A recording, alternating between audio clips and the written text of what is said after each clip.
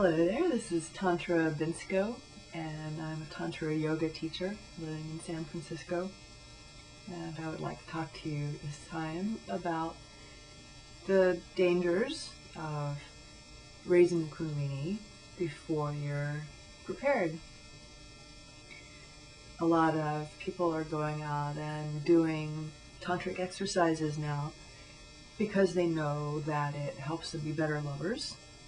And so they're concentrating on the pleasurable aspects, which can be wonderful, but are not the point of Tantra Yoga. It's how it proceeds, and it's a wonderful, wonderful aspect of it. It's great for your relationships. It's great for your sexuality itself. It's great for your health. All these things are very helpful with sexual practices of Tantra. But if you're only doing these kinds of practices without the actual elevation of consciousness, and if you're doing these things maybe with tantric massage, something like that, regularly, very regularly, this isn't going to happen just trying it out a little bit. But if you're doing this regularly with a lot of discipline and persistence, you may actually have your Kundalini start to raise. And if your Kundalini doesn't have its pathway fully integrated with the higher aspects of yourself and the higher aspects of the world and consciousness itself, then you could be in a little bit of trouble. According to Tantra, there are two types of entities, the more divine and the more demonic. And of course, it's all in a way an aspect of the divine, but still these two types of forces battle with our bodies, and the same kind of tantric exercises that we use to bring in the divine also can bring in the demonic if we're focused more on lust or pleasure, or even the abilities that we can gain through doing the tantric exercises like telepathy, something like that. Those are wonderful things to develop, but the sense of being love, being consciousness, being our true selves beyond what we normally even think of as a self, those are more the traditional tantric goals. So you have to keep focused on those when you're doing the tantric practices, or you could invite in negative entities, or it could be your own subconscious that produces images of negative entities. When the Kundalini is activated and it's first starting to rise, that is called the Kali, the dark goddess with the skulls and the tongue out and the nasty, scary properties. Then as the Kundalini is under control and rises up to the crown in a way that is disciplined and sweet, then it becomes called Durga, a different type of goddess that is more pleasant. But still, all these goddesses are very aggressive and protect you. If you work with the goddesses, if you work with that aspect of moving upward to connect with the God, the way the goddess and the God want to make love, through the cerebral spinal fluid, through the center of your spine, through this line from the God at the top to the goddess at the bottom.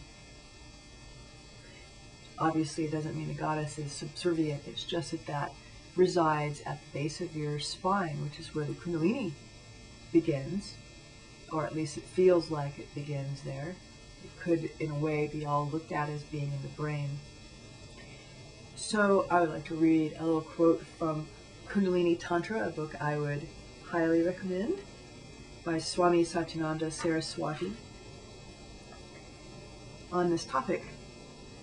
It says, without higher awareness, when the awakening of the chakras begins, the knowledge and destructive energy of the atom bomb might be unleashed, rather than the wisdom and spiritual power of the rishis.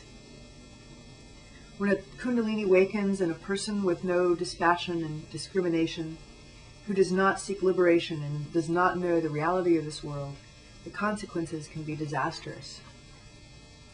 Now the chakras, you realize, are these wheels of energy that move the more subtle energies through the chakras They move from the outer level of the aura into more and more dense levels of the aura. And so the chakras are like little drains. You could look at it. When your Kundalini energy is rising up, it pushes through those chakras and develops them and releases blockages in those. And as they start developing, you'll discover new aspects of yourself. It's a very physical process, Kundalini Tantra. It's not just something you do in your mind at all. You use your body to change the state of your mind. And it's very effective, but it's also dangerous. And he also says in this book that it's important to constantly work on your subconscious and your transcendental consciousness and bring those in union with the ordinary states of consciousness. He says, when your consciousness is light and clear, it can penetrate into the unconscious like a sharp and speedy arrow, successfully navigating past all the danger zones and emerging with higher knowledge. One good way to do this, I think, can be through hypnotherapy. Things that help us really understand what's going on in our subconscious can help prevent these kinds of problems to happen. And we can use all kinds of methods, looking at our dreams, lucid dreaming, delving into anything that causes us to invite in negative entities without meaning to. Sometimes that can just be something as simple as feeling that you aren't worthy and you need somebody else, anything else to make you feel worthy. That opens up a kind of a vulnerability and lets something in. They tend to be drawn to people who are awakening their Kundalini for a couple of reasons, partly because they like that energy. It can be almost like a rarefied food for some of them, and also because it threatens them.